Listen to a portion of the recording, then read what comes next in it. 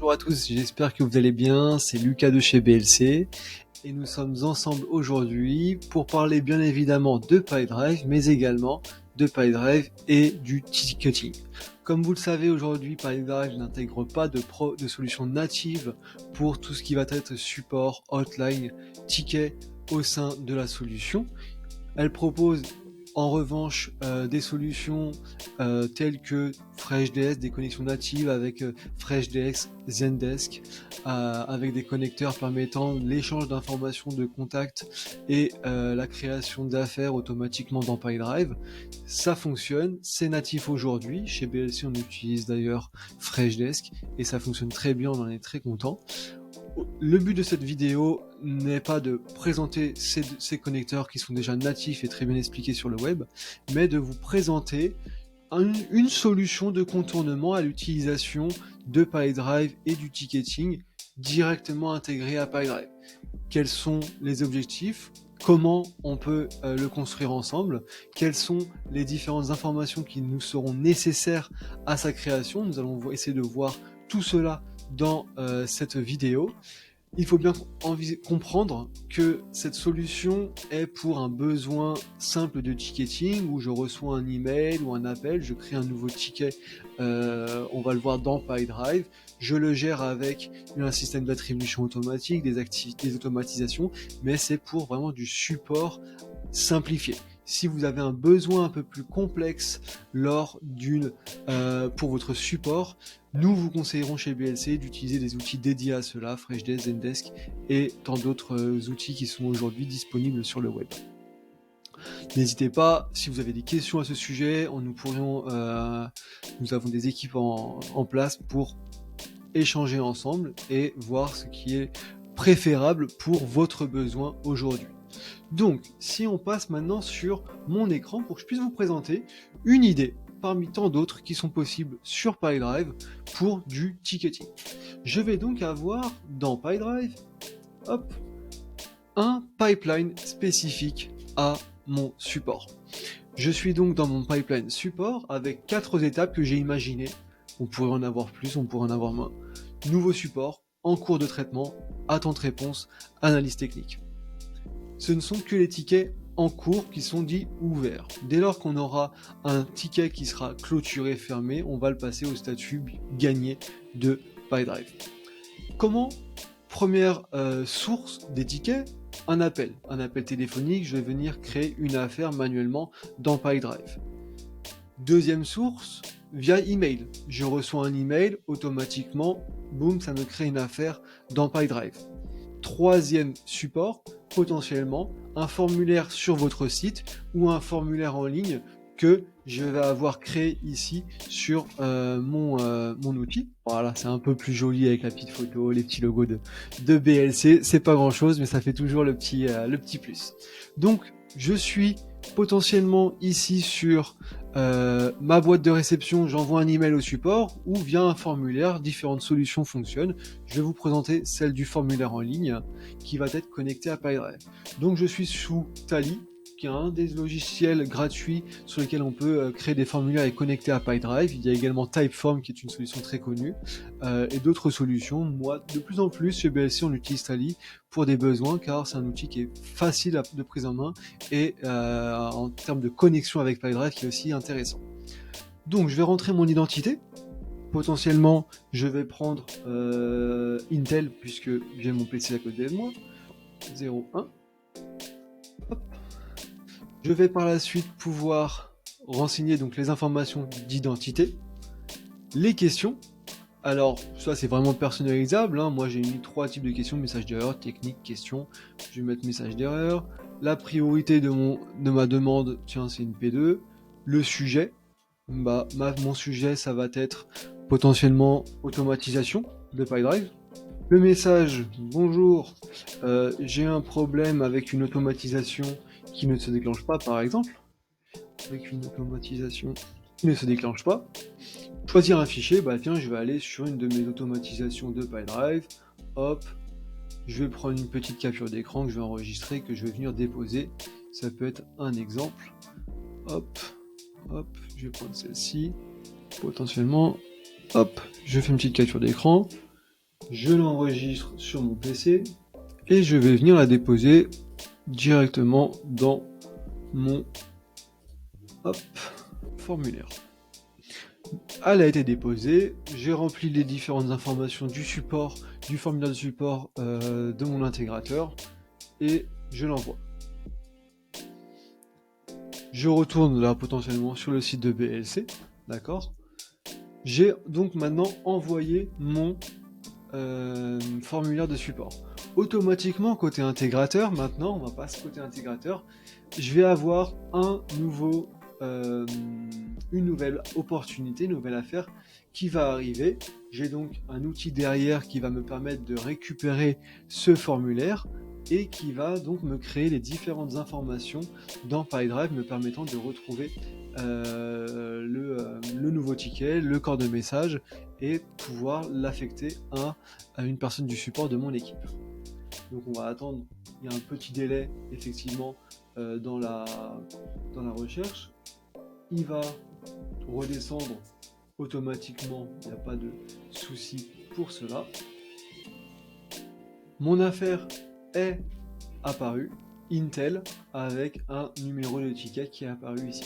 Si je rentre à l'intérieur, je vais donc avoir le contact, la personne qui a saisi mon formulaire. Alors effectivement, j'ai une marque Dupont, mais j'ai saisi mon adresse professionnelle, donc dans mon automatisation, j'ai demandé à ce que tu recherches, à ce que mon automatisation recherche un contact et ne le crée pas au cas où, par rapport à l'adresse mail, donc il a recherché par rapport à Lucas mon adresse professionnelle. Effectivement, on aurait pu envisager une autre solution derrière, il n'y a pas de souci pour ça. Je suis bien attribué à Intel ici. Et en dessous, je vais avoir une petite note, le nouveau ticket de Lucas Magne avec le corps du mail et la petite capture d'écran qui permet d'avoir les informations. En tant que personne au support, automatiquement, je vais avoir différentes informations. Donc là, je sais que ce message a été attribué à Lucas. On le voit ici. En tant que propriétaire ici, moi, je sais que j'ai reçu un nouveau ticket puisque j'ai un email automatique qui m'a été envoyé en tant que propriétaire de l'affaire. Bonjour Lucas Magne, suite à votre demande, un nouveau ticket a été ouvert chez vous. Le numéro, donc ça c'est, excusez-moi, ça c'est par contre c'est le ticket du client, côté client. Bonjour Lucas Magne, suite à votre demande, un nouveau ticket a été ouvert chez nous. Le numéro du ticket est le Lucas Magne, donc la personne propriétaire de cette affaire qui sera affectée, la personne au support, vous contactera dans les 30 prochaines minutes concernant votre problématique. Très bien. Je suis au support, je vais contacter la personne, je vais lui envoyer un email, je vais faire toutes mes différentes actions au travers du support, donc en cours de traitement potentiellement. Je vais avoir par exemple, des champs obligatoires par rapport à ma base ici. Sur la gauche, je vais retrouver différentes informations telles que l'ID de mon ticket. Cet ID, c'est le TI pour ticket, 594 pour mon affaire numéro 594. Comme chaque affaire a un ID spécifique et unique, eh bien, ça me permet d'avoir cette ID unique afin d'échanger avec le client sur une même base. La priorité du ticket, pour la prioriser, est-ce que c'est P1, P2, P3 ? Eh bien, je vais dire que c'est une P1. Le matériel, le type de message, la date de création, donc le 24 novembre, l'heure de création à 17h18, donc je vois bien que c'est à 17h18 que j'ai reçu mon nouveau ticket. Et je peux avoir soit ce seul bloc sur mes champs personnalisés, si je veux une vue vraiment macro de mon ticketing. En revanche, si vous voulez avoir une vue un peu plus micro, donc un peu plus poussée vraiment sur qui intervient, combien de temps il intervient, quel est son temps d'intervention, à quel moment il a intervenu sur le ticket, on va pouvoir avoir également un deuxième bloc ici, intervenant. Je suis Lucas Magne, j'interviens sur ce ticket en tant qu'intervenant numéro 1, je me l'affecte. Automatiquement, je suis l'intervenant, une date d'intervention arrive, l'heure de début va également arriver au moment où je me suis approprié le ticket. On aurait pu avoir une attribution automatique également derrière avec les assignments ou les attributions automatiques de PyDrive. Je vais gérer mon ticket via tout ce que vous connaissez, activité, email, fichier, appel, directement depuis l'outil. Je suis Lucas, j'ai eu la personne au téléphone, mon ticket, ou du moins j'ai terminé mon intervention, c'est un problème technique que je dois transférer à mon collègue Alex potentiellement. Je veux dire que j'ai terminé l'intervention. Automatiquement, via les automatisations, je vais avoir une date de fin d'interve qui va apparaître ici, et d'autres automatisations qui vont calculer l'heure de début à laquelle je suis intervenu sur le ticket, une heure de fin, également, par rapport à quand est-ce que je suis intervenu, quand est-ce que j'ai terminé mon intervention sur le ticket, et une durée d'intervention. Cela permettra donc à vos managers, à vous-même, d'avoir une visibilité sur le nombre, la durée d'une intervention d'un ticket que vous avez au travers de PyDrive. Je vois que l'heure de début vient d'arriver automatiquement, donc c'est à 17h22 que j'ai mis la case intervenant ici, avec une heure de fin à 17h23, et je vais avoir une durée d'intervention également ici qui va arriver automatiquement à donc normalement 1 minute qui devrait apparaître au travers de mon outil. Hop, pardon, ici 1 minute. Durée d'intervention 1 minute. Donc effectivement c'est un exemple, hein. Si on fermait tous les tickets au bout d'1 minute, ça serait formidable. La durée d'intervention est de 1 minute. Je transfère par exemple mon affaire à Alex, donc je peux lui mettre un petit tag ou un système d'automatisation également, hein, ça sera envisageable. Hello Alex, voici un nouveau ticket. Alex va recevoir un petit email, il va avoir la possibilité de retrouver les informations sur le ticket. Il va s'attribuer en tant qu'intervenant. Hop. Automatiquement, il va devenir propriétaire de l'affaire et un nouveau process va partir au sein de cette affaire-là. Il va intervenir, il va dire bah tiens, mon intervention est terminée. Comme on l'a vu avec Lucas ici, tous les champs vont venir se compléter automatiquement pour avoir une date et une fin d'intervention ainsi qu'une durée si c'est un besoin pour vous. Si ce n'est pas le cas, nous pouvons envisager de ne pas avoir ces informations-là. En revanche, d'avoir l'ID du ticket, quand est-ce qu'il a été créé, la date de clôture et l'heure de clôture, et bien c'est dès lors que je vais avoir gagné mon affaire. Donc je vais avoir la petite animation de PyDrive que moi j'ai bloquée, évidemment. Et donc je vais avoir une date de clôture et une heure de clôture qui va également venir se renseigner automatiquement afin d'avoir également un calcul que je pourrais envisager entre mon heure de création et mon heure de clôture de mon ticket afin d'avoir une meilleure visibilité, de meilleures statistiques dans PyDrive. En parlant de statistiques, eh bien, je vais avoir mon onglet stats de mon CRM et dans les stats, je vais pouvoir avoir bien évidemment tous les nouveaux tickets qui auront été créés. Hop, tickets. J'ai donc 12 à faire, mais donc ce sont des tickets dans PyDrive qui sont en cours. Nombre de tickets fermés la semaine dernière, j'en ai aucun. En revanche, si je modifie la période et je dis bah tiens, je veux que ça soit cette semaine, eh bien je vais en avoir 14 cette semaine. La durée d'un ticket en moyenne, 0 jours, je les ferme, et quand ils sont ouverts, je les ferme dans la journée.